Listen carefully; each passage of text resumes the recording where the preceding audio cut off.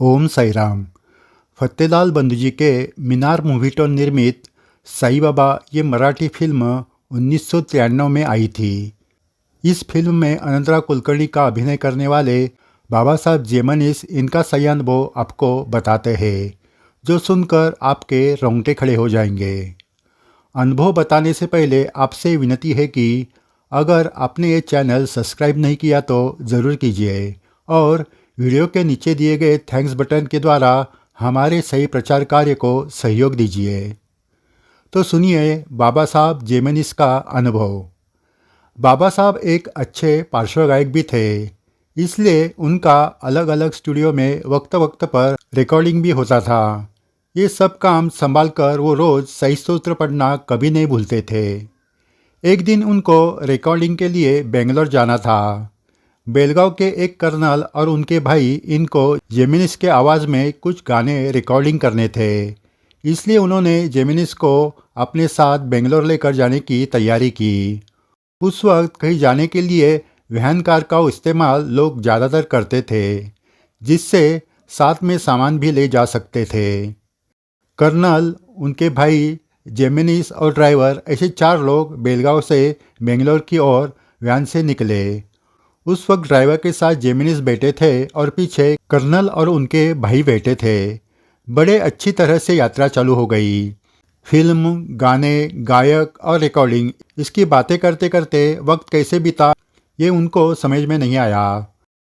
अब बेंगलोर पहुंचने के लिए सिर्फ 1 घंटा ही बाकी था। शाम होने लगी। रात होने से पहले बेंगलोर पहुंचने की ड्राइवर को जल्दी थी, लेकिन साई के मन में कुछ और था। वैन एकाएक रास्ते में ही बंद हो गई। ड्राइवर ने उसे चालू करने की बहुत कोशिश की, लेकिन वो चालू ही नहीं हो रही थी। आखिरकार ड्राइवर नीचे उतरा और गाड़ी ठीक करने लगा।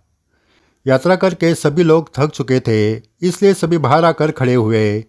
इतने में जेमिनिस को याद आया कि उन्होंने उस दिन सही स्तोत्र पढ़ा ही नहीं था। वो सही स्तोत्र अपने जेब में ही रखते थे। उन्होंने वो तुरंत जेब से निकाला, लेकिन तब तक चारों ओर अंधेरा छाया था। जेमिनिस ने सोचा गाड़ी में बैठकर अंदर की लाइट चालू करके उसमें पड़ेंगे। थोड़ी ही देर में ड्राइवर ने गाड़ी ठीक कर दी। सब गाड़ी में बैठ गए। जेमिनिस ने गाड़ी के अंदर देखा तो गाड़ी के सबसे पीछे सीट के ऊपर एक लाइट थी। उन्होंने सोचा कि अगर पीछे बैठेंगे तो उस लाइट में सही स्तोत्र पढ़ सकते हैं, जिससे किसी को तकलीफ भी नहीं होगी।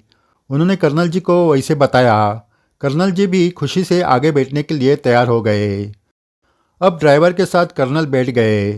वैन के बीच के सीट पर उनके भाई और आखिरी सीट पर लाइट के नीचे जेमिनिस बैठ गए। वैन फिर से बेंगलोर की ओर दौड़ने लगी। हाईवे था, इसलिए रोड पर लाइट नहीं थी। चारों ओर अंधेरा, सिर्फ वैन की आगे वाली लाइट रास्ता दिखा रही थी। इतने देर गाड़ी चलाकर ड्राइवर भी थक चुका था। उसे किसी भी तरह जल्दी से जल्दी बेंगलोर पहुंचना था, इसलिए उसने गाड़ी की स्पीड बहुत बढ़ाई। जेमिनिस सही स्तोत्र में दंग थे। कुछ मिनट ही हो गए और अचानक वैन के आगे की दोनों हेडलाइट बंद हो गई। गाड़ी के आगे पूरा अंधेरा छा गया। गाड़ी की स्पीड लगभग 90 से 100 तक थी।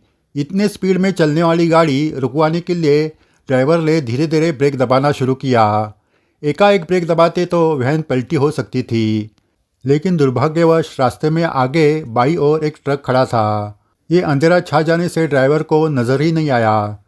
100 के स्पीड में जाने वाली वैन ने बाईं ओर से ट्रक के पीछे जोरदार टक्कर मार दी। ये टक्कर इतनी भयानक थी कि वैन के बाईं ओर के चिथड़े उड़ गए। सभी गाड़ी के बाहर रोड पर गिर गए।